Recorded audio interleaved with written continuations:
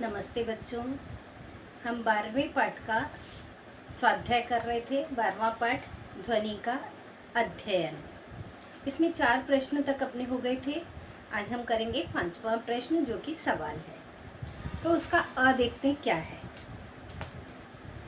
0 degree centigrade पर ध्वनि का हवा में वेग 332 मीटर प्रति सेकंड है। उसमें प्रति अंश सेल्सियस 0.6 मीटर प्रति सेकंड की वृद्धि होती है। तो 344 मीटर प्रति सेकंड वेग के लिए ध्वनि का तापमान कितना होगा। तो 0 डिग्री सेंटीग्रेड पर ध्वनि का हवा में वेग दिया हुआ है और प्रति अंश सेल्सियस यानी 1 डिग्री सेंटीग्रेड पर 0.6 मीटर प्रति सेकंड की वृद्धि होती है। तो इस तरह से वृद्धि होती है तो 344 मीटर प्रति सेकंड वेग प्राप्त करने के लिए ध्वनि का तापमान कितना होगा। तो अब देखते हैं प्रश्नानुसार क्या दिया हुआ है। तो प्रश्नानुसार 1 डिग्री सेंटीग्रेड पर वेग दिया हुआ है 344 मीटर प्रति सेकंड। 3 डिग्री सेंटीग्रेड पे हमें वो तापमान मालूम नहीं है, वो तापमान हमें ज्ञात करना है। और 0 डिग्री सेंटीग्रेड पे दिया हुआ है 332 मीटर प्रति सेकंड। और प्रति अंश सेल्सियस पर वृद्धि कितनी हो रही है 0.6 मीटर प्रति सेकंड।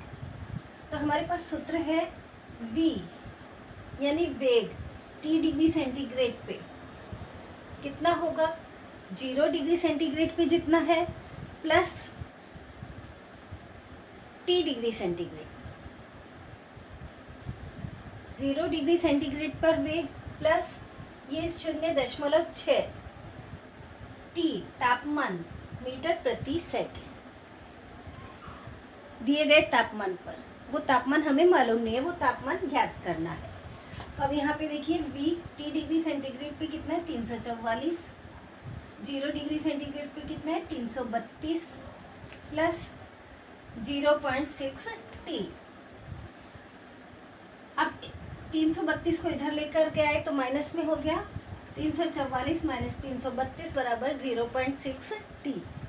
घटा दिया कितना आ गया 12 और ये 0.6 T। अब हमें T का मान ज्ञात करना है। तो T का मान ज्ञात करना है तो ये संख्या किधर आ जाएगी इसके नीचे यानी 12/0.6। पॉइंट हटाएंगे, एक शून्य ऊपर लग जाएगा 6 पॉइंट हट गया तो ये शून्य यहाँ लग गया। अब भाग दे दीजिए 6 दूनी 12 और वो शून्य। तो ये चूंकि तापमान है तो क्या हो जाएगा अंश सेल्सियस। तो यहाँ उत्तर अपने पास क्या आएगा हवा का तापमान 20 डिग्री सेंटीग्रेड होगा। दूसरा है बिजली चमकने के 4 सेकंड के पश्चात नीता को बिजली की आवाज़ सुनाई दी तो बिजली नीता से कितनी दूरी पर होगी। यहाँ पे ध्वनि का हवा में वेग दिया हुआ है 340 मीटर प्रति सेकंड। तो बच्चों यहाँ पे प्रश्न में दिया क्या है, समय दिया हुआ है 4 सेकंड पश्चात क्या सुनाई दी, आवाज़ सुनाई दी। और हवा में ध्वनि का वेग दिया हुआ है 340 मीटर प्रति सेकंड और समय दिया हुआ है 4 सेकंड। 4 सेकंड के पश्चात उसे आवाज़ सुनाई दी। तो ज्ञात क्या करना है यहाँ पे S बराबर क्वेश्चन मार्क यानी विस्थापन या दूरी ज्ञात करनी है। तो अब यहाँ पे देखिए T बराबर दिया हुआ है 4 सेकंड, V बराबर है 340 मीटर प्रति सेकंड और ये हमें मालूम है कि प्रकाश का वेग ध्वनि के वेग की अपेक्षा अधिक होता है। प्रकाश का वेग अधिक है किससे, ध्वनि के वेग से। वेग बराबर विस्थापन बटे समय। तो उसी सूत्र के अनुसार वेग बराबर विस्थापन बटे समय से हमें S का मान ज्ञात करना है। तो ये दोनों तिर्यक गुणा हो जाएंगे। तो यहाँ पे सूत्र बन गया हमारे पास S बराबर V गुणा T। V का मान दिया हुआ है 340, T का मान दिया हुआ है 4। अब दोनों को गुणा कर देंगे और बच्चों देखो इकाई कैसे निकलती है वो भी हम देखते हैं। इसको हम पूरा एक साथ लिखते हैं। इसकी इकाई क्या है? मीटर प्रति सेकंड गुणा 4 सेकंड, गुणा कर देंगे 0, 4 को 4 से, 4 चौक 16, 4 तिया 12 और 1 1360। अब इकाई देखेंगे, ये क्या है? मीटर बटे सेकंड। प्रति सेकंड को हम इस तरह से लिख सकते हैं, गुणा सेकंड। इस सेकंड से ये सेकंड कट गया, क्या प्राप्त हुआ? केवल मीटर। तो इसकी इकाई क्या होगी? 1360 मीटर। और विस्थापन की इकाई वैसे भी क्या होती है? मीटर। तो उत्तर क्या होगा? बिजली नेता से 1360 मीटर की दूरी पर चमकी होगी। तो अगला प्रश्न है ई। सुनील 2 दीवारों के बीच खड़ा है, उससे सबसे समीप की दीवार, यहाँ पे बच्चों 360 मीटर दूरी पर लिखा है, उसको आप ठीक कर लेंगे, वहाँ आएगा 660 मीटर। तो उसकी समीप की दीवार कितनी दूरी पर? 660 मीटर की दूरी पर है। उसके द्वारा जोर से आवाज़ देने पर 4 सेकंड बाद पहली प्रतिध्वनि सुनाई देती है और बाद में 2 सेकंड के पश्चात दूसरी प्रतिध्वनि सुनाई देती है। तो यहाँ पे 2 प्रश्न पूछे गए हैं। पहला, हवा में ध्वनि का वेग कितना होगा, और दूसरा, दोनों दीवारों के बीच की दूरी कितनी होगी। तो अब यहाँ पे देखते हैं क्या दिया हुआ है। प्रश्न में दिया हुआ है समीप की दीवार 660 मीटर पे है। पहली प्रतिध्वनि सुनाई देने में उसे 4 सेकंड का समय लगता है, और प्रतिध्वनि के लिए हमने देखा है कि जब हम आवाज़ उत्पन्न करते हैं और वो सामने वाली दीवार से टकरा करके फिर हमें सुनाई देती है, तो यानी उसने कितना समय लिया? 2 सेकंड का समय लिया, उसका आधा होता है। ये पहले भी मैं बता चुकी हूँ। यहाँ पे देखिए, ये एक दीवार है और ये 2 दीवार है। यहाँ पे बीच में खड़ा है सुनील, अब वो इधर खड़ा है, उसकी समीप की दीवार ये वाली है, और इन दोनों के बीच की दूरी कितनी है? S1। और यहाँ से यहाँ तक की दूसरी दीवार के बीच की दूरी कितनी है? S2। तो जब वो आवाज़ उत्पन्न करता है जोर से, तो उसको पहली प्रतिध्वनि 4 सेकंड के बाद सुनाई देती है, और दूसरी प्रतिध्वनि कितने समय के बाद सुनाई देती है? 2 सेकंड। यानी टोटल कितना समय हो गया? 6 सेकंड। 4 पहले वाला भी जुड़ेगा और 2 बाद वाला। तो पहली प्रतिध्वनि 4 सेकंड पे सुनाई देती है, दूसरी प्रतिध्वनि उसको 6 सेकंड के बाद सुनाई देती है। तो अभी यहाँ पे सूत्र है अपना, वेग बराबर विस्थापन बटे समय। इसी सूत्र को हल करते हैं। v बराबर, और विस्थापन कितना? 660 मीटर, और समय कितना है? 2 सेकंड। तो भाग दे दिया, अपने पास कितना है? 330 मीटर बटे सेकंड। मीटर बटे सेकंड को हम इस तरह से भी लिख सकते हैं, मीटर प्रति सेकंड। तो ध्वनि का हवा में वेग कितना है? 330 मीटर प्रति सेकंड।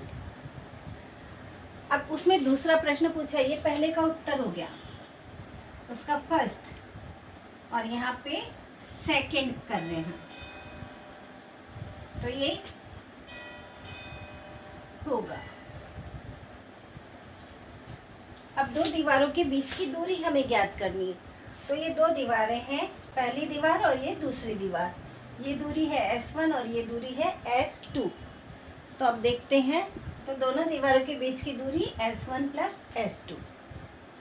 S1 हमने इस वाले को माना, और उसके लिए हमारे पास सूत्र क्या हो जाएगा? S ज्ञात करेंगे तो V इंटू T, और समय अलग अलग लग रहा है दोनों के लिए। तो पहले वाले के लिए लगने वाला समय T1, दूसरे वाले के लिए लगने वाला समय T2। अब यहाँ पे देखेंगे, दोनों साइड V है तो V को कॉमन ले लिया, यानी अंदर क्या बचा अपने पास? T1 plus T2।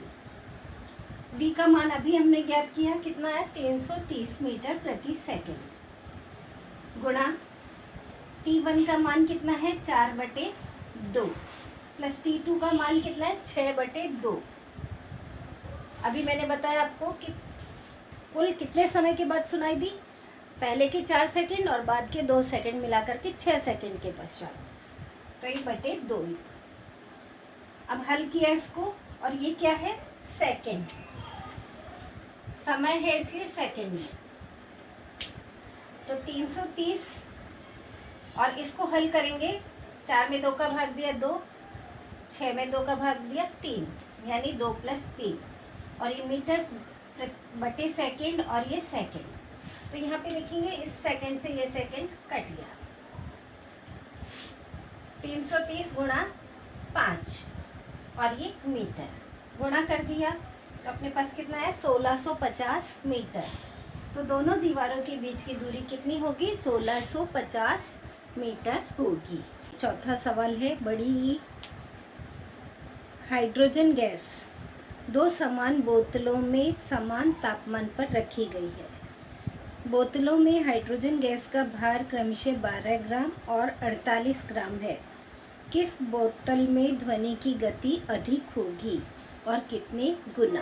तो यहाँ पे 2 प्रश्न इसके अंदर पूछे हुए हैं, और क्या है 2 बॉटल है, दोनों बॉटल में क्या भरी गई है हाइड्रोजन गैस, और दोनों बॉटल का तापमान क्या है समान। एक बोतल में 12 ग्राम हाइड्रोजन भरी गई है और दूसरी बोतल में 48 ग्राम। तो माना पहली बोतल ए और दूसरी बोतल बी। तो अब देखते हैं इसमें क्या दिया गया है और सवाल हम किस तरीके से हल करेंगे। तो बच्चों यहाँ पे ये दिया है दोनों बोतल का तापमान कैसा है एक समान। माना पहली बोतल का तापमान T1, दूसरी बोतल का तापमान T2, दोनों का तापमान समान है, इसलिए हम दोनों में तापमान बराबर है, उसको हमने क्या मान लिया कैपिटल T। और पहली बोतल में जो हाइड्रोजन है वो 12 ग्राम, उसको M1 माना, और दूसरी बोतल में जो है हाइड्रोजन उसे M2 माना, वो कितना है 48 ग्राम। हमें क्या ज्ञात करना है वेग। अब ये सूत्र आपके बुक में दिया हुआ है, V बराबर करनी में T बटे करनी में M। तो अब यहाँ पे M क्या है M1। ये दोनों बॉटल का अलग अलग हम वेग ज्ञात करेंगे, ये पहली बॉटल का वेग और ये दूसरी बॉटल का वेग।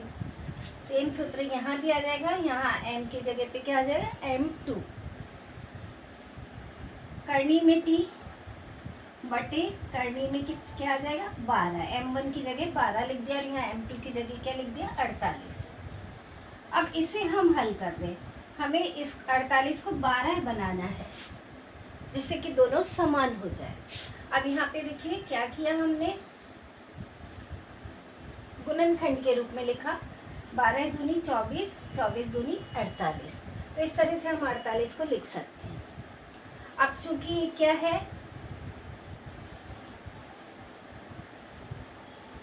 करनी में T बटे ये 2 बाहर आ जाएगा। अब जब 2 बाहर आ गया तो अंदर क्या हो गया 12। हम इसको इस तरीके से लिख सकते हैं। अब यहाँ पे बच्चों इसमें नंबर नीचे बड़ा है, T बटे करनी में T बटे करनी में 12 और करनी में T बटे करनी में 12। अगर 2 को यहाँ नहीं देखें तो दोनों बराबर है। अब नीचे चूंकि 2 है और नीचे संख्या जितनी भी बड़ी होती जाएगी वो उतना ही छोटा मान प्राप्त होगा। जैसे 2/1 अगर है और 1/2 है तो ये 1/2 छोटा होगा, ये बड़ा होगा। उसी तरह से अगर 1/4 है तो ये और भी छोटा हो गया, 8 हो जाता है तो और छोटा हो जाएगा। यानी नीचे संख्या जितनी बड़ी होगी मान उतना ही छोटा प्राप्त होगा।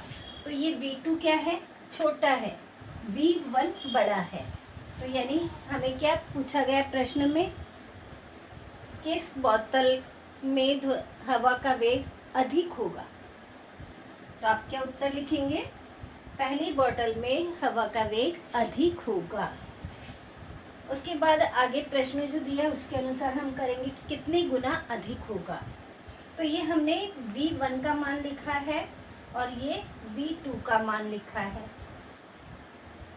अब यहाँ पे नीचे 2 है तो बच्चों इस तरह से तिर्यक गुणा हो जाता है, ये आपको मालूम है। तो जब तिर्यक गुणा होगा तो ये किधर आ जाएगा, यहाँ पे, तो ये ऊपर आ गया। अब ये किसका मान है, V1 का। 2V1 बराबर V2। तो कितने गुना अधिक है V1 का मान, 2 गुना अधिक है। तो उत्तर आपको क्या लिखना है, 2 गुना अधिक होगा। लास्ट सवाल है इसका ऊ। 2 समान बोतलों में हीलियम गैस भरी हुई है। उनमें गैस का भार 10 ग्राम और 40 ग्राम है। यदि दोनों बोतलों में गैस की गति समान हो तो आप कौन सा निष्कर्ष प्राप्त करेंगे। तो यहाँ भी 2 बोतल है और दोनों में एक जैसी गैस भरी हुई है। प्रश्न के अनुसार पहली बोतल में कितना है द्रव्यमान, 10 ग्राम, दूसरी बोतल में कितना है, 40 ग्राम। S1 और S2 समान है। तो यहाँ पे हमारे पास सूत्र क्या प्राप्त हुआ, अब हमने पिछले सवाल में भी यही सूत्र काम में लिया था।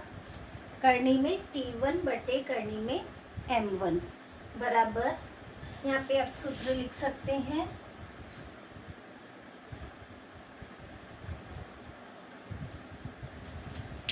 करनी में T1 बटे करनी में M1 बराबर करनी में T2 बटे करनी में M2। T1 और T2 का मान हमें मालूम नहीं है। यहाँ पे M1 का मान दिया हुआ कितना है, 10, और M2 का मान कितना है, 40। अब बच्चों चूंकि ये ऊपर करनी नीचे करनी है तो हम उसको एक साथ इस तरह से बड़ी करनी में लिख सकते हैं। सेम वैसे ही यहाँ भी कर सकते हैं, तो हमने वैसे ही किया है। और M1 का मान कितना है, 10, M2 का मान कितना है, 40। अब इनकी तुलना कर दी, T2 यहाँ आ गया और 10 इधर आ गया, तिर्यक गुणा कर दिया, ऐसे भी कर सकते हैं। तो T1 बटे T2 बराबर 10, यहाँ चला गया 10 बटे 40, 10 बटे 40 यानी 1/4। अब यहाँ पे देखेंगे इस T1 का मान कितना है, 1, और T2 का मान कितना है, 4। तो T1 बराबर 1 और T2 बराबर 4। तो दूसरी बोतल में तापमान कितना है, 4 गुना अधिक होगा।